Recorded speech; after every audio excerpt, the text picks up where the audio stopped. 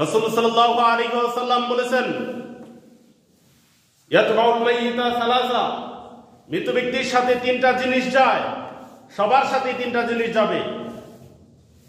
ফায়রজি উসনান ওয়াইবাকা ওয়াহিদুন, দুইটা জিনিস ফিরে আসে, একটা জিনিস থেকে যায়। ইয়াতবাউ আহলুহু ওয়া মালুহু, দাফন করার জন্য যেই সম্পদগুলো লাগে, যেই মালগুলো লাগে, সেগুলো মানুষের সাথে, মৃত ব্যক্তির সাথে যায়। এবং আহলুহু, তার পরিবারের লোকেরা তার সাথে যায়। আল্লাহ নবী বলছেন দুইটা জিনিসই ফিরে আসে। দাফন করার পর যে জিনিসগুলো নিয়ে যাওয়া হয়, খাট নিয়ে যাওয়া হয়, এগুলো ফিরে আসে। আহলুহু, তার আত্মীয় স্বজন, তার পরিবার, এগুলো ফিরে আসে। আত্মীয় স্বজন ফিরে আসে, কি থাকে? ওয়াইবাকা ওয়াহিদুন। আর ওয়াহিদুনটা কি? ওই কি জিনিসটা থাকে? সেটা হচ্ছে আমল, তার আমলটা থাকে। এই যে আপনি নামাজ ছেড়ে দিয়ে দুনিয়াবি কাজে ব্যস্ত আছেন, এটা কত বড় পাপ! এই পাপ আপনার সাথে কবরে যাবে, এটা আর ফিরে আসবে না। ইবাদত বন্দেগী ছেড়ে দিয়ে আপনি যে সময় নষ্ট করেছেন, এই যে পাপ, এটা আপনার সাথে কবরে যাবে, এটা ফিরে আসবে না। তাহলে এটা আপনার জন্য আফসোসের কারণ হবে। সম্মানিত হাজির, এই জন্য যুহুদ বিষয়টা অত্যন্ত গুরুত্বপূর্ণ। রাসূল সাল্লাল্লাহু আলাইহি ওয়াসাল্লাম বলছেন, আইয়ুকুম মালু ওয়ারিসি আহাব্বু ইলাইহি মিন মালিহি, তোমাদের মধ্যে এমন কেউ কি আছে যে নিজের সম্পদের চাইতে ওয়ারিসদের সম্পদকে বেশি মহব্বত করে? সাহাবীদেরকে আল্লাহ নবী সাল্লাল্লাহু আলাইহি ওয়াসাল্লাম বললেন, তোমাদের এমন কেউ কি আছে যে নিজের সম্পদের চাইতে ওয়ারিসদের সম্পদকে বেশি মহব্বত করে? তখন সাহাবায়ে কেরামগণ বললেন যে না, আমাদের মধ্যে এমন কেউ নেই যে নিজের সম্পদের চাইতে ওয়ারিসদের সম্পদকে বেশি মহব্বত করে। তখন আল্লাহ নবী সাল্লাল্লাহু আলাইহি ওয়াসাল্লাম বলছেন, ফাইন্না মালাহু মা কদ্দামা ওয়া মালু ওয়ারিসিহি মা আখারা, অর্থাৎ নিজের সম্পদ হচ্ছে ওইটাই যেটা পরকালের জন্য সে প্রেরণ করেছে। নিজের সম্পদ হচ্ছে ওটাই যেটা সে কবরের জীবনের জন্য অগ্রিম পাঠিয়ে দিয়েছে, ওটা হচ্ছে নিজের সম্পদ। ওয়া মালু ওয়ারিসিহি মা আখারা, আর ওয়ারিসদের সম্পদ হচ্ছে সে দুনিয়াতে যা রেখে যাচ্ছে। দুনিয়াতে যা রেখে যাবেন, এগুলো হচ্ছে ওয়ারিসদের সম্পদ। এই ওয়ারিসদের সম্পদ নিয়ে, এগুলোকে পাহারা দিয়া, এগুলো লালন পালন করে, এগুলোকে বাড়িয়ে কমিয়ে আমরা আনন্দের মধ্যে আছি। আমরা নিজেদেরকে ধ্বংসের মুখে ঠেলে দিচ্ছি, কিন্তু আমরা এটা বুঝতে পারতেছি না। কবে বুঝবো আমরা এটা? কবে বুঝবো এটা?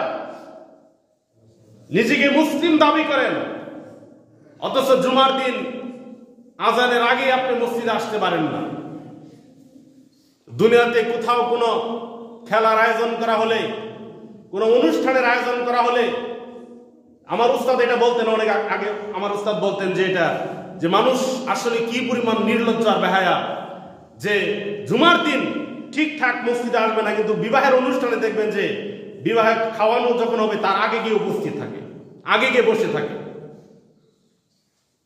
সম্মানিত হাজিরিন, আমাদের বিবেক কোথায়? আমাদের বিবেক কোথায়? আমরা কেন আল্লাহকে ভুলে গেলাম? কোন জিনিসের মুখে পড়ে আমরা আল্লাহকে ভুলে গেলাম? এই জন্য আল্লাহ বলছেন, আল্লাহকুমুত তাকাসুর হাত্তা যুরতুমুল মাকাবির, প্রাচুর্যের প্রতিযোগিতা, দুনিয়ার লালসা তোমাদেরকে মোহাচ্ছন্ন করে রেখেছে। হাত্তা যুরতুমুল মাকাবির, এমনকি কবরে যাওয়ার আগ পর্যন্ত, কবরে যাওয়ার আগ পর্যন্ত মানুষ দুনিয়ার সম্পদের মুখে পড়ে থাকবে। এই জন্য রাসূল সাল্লাল্লাহু আলাইহি ওয়াসাল্লাম বলছেন, ইয়াহরামু ইবনে আদম, যে আদম সন্তান বৃদ্ধ হয়, ওয়ায়াশাব্বু মিনহু ইসনান, কিন্তু দুইটা জিনিস জোয়ান থাকে, সর্বদাই দুইটা জিনিস যুবক থাকে। কি? আল হিরসু আলাল মাল আর আল হিরসু আলাল উমুর, অর্থাৎ সম্পদের লালসা এবং বেশি দিন বেঁচে থাকার আকাঙ্ক্ষা। এই দুইটা জিনিস কখনোই বৃদ্ধ হয় না। আদম সন্তান বৃদ্ধ হয়, আদম সন্তানের দাড়ি চুল পেকে যায়, আদম সন্তানের চোখের দৃষ্টি কমে যায়, আদম সন্তানের শরীর দুর্বল হয়ে যায়, চামড়াগুলো বুঝ পড়ে যায়, কিন্তু দুইটা জিনিস কখনো বৃদ্ধ হয় না। একটা হচ্ছে সম্পদের লোভ, আরেকটা হচ্ছে বেশি দিন বেঁচে থাকার ইচ্ছা। এজন্য রাসূল সাল্লাল্লাহু আলাইহি ওয়াসাল্লাম বলছেন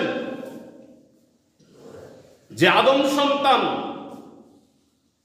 আদম সন্তান এমন আকাঙ্ক্ষা তাদের যে একজন আদম সন্তানকে যদি একটা উপত্যকা ভর্তি স্বর্ণ দেওয়া হয়,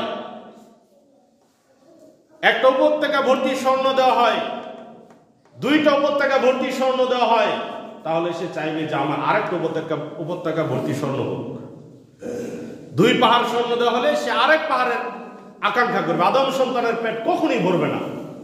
এই জন্য আল্লাহ নবী বলছেন ওয়ালা ইয়ামলাউ জাওফা ইবনে আদম ইল্লা তুরাব, যে আদম সন্তানের পেট কখনোই ভরবে না মাটিতে যাওয়ার আগ পর্যন্ত। মাটিতে যাওয়ার আগ পর্যন্ত আদম সন্তানের পেট ভরবে না।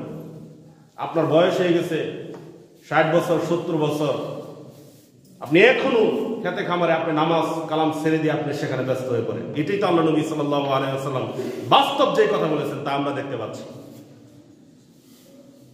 যুবকরা না হয় এখন সমস্যা নাই, তাদের বয়স এখন, তারা জোয়ান, তাদের মৃত্যুর এত টেনশন নাই। তারা হয়তো মনে করেছে যে তারা বাবা হবে, দাদা হবে, নানা হবে, তারপরে তারা মারা যাবে। কিন্তু আপনি মুরব্বী হওয়া সত্ত্বেও আপনি কেন জুমার দিন আজানের আগে আসতে পারেন না? এজন্য এই বিষয়গুলো খেয়াল রাখা দরকার।